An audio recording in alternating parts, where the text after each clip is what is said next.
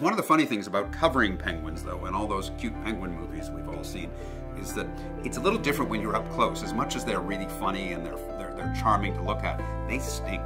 They're really smelly.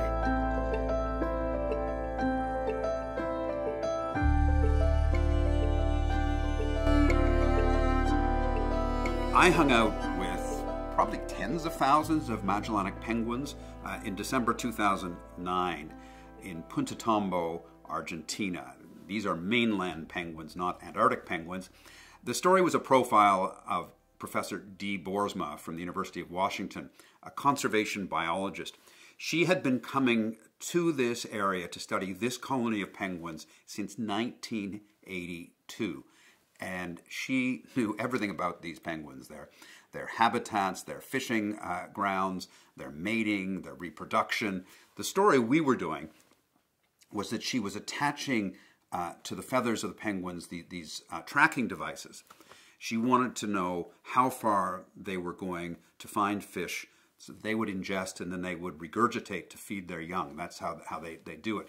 And she'd been doing this for a number of years, and what she found was that because of overfishing and because of environmental changes, the fishing grounds that the penguins had to go to were further and further out.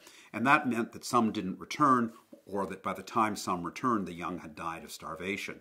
It's one of the things about being a reporter is meeting someone like Dee Boersma. You meet this woman, and she so loves what she does.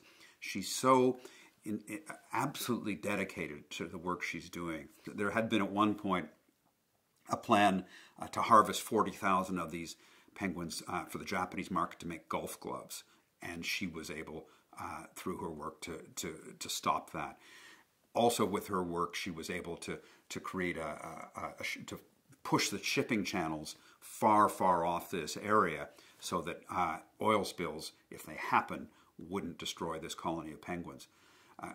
What an absolute privilege it is to meet someone of this level of commitment, this level of dedication, whose work really does make a difference, even if it is at the end of the earth.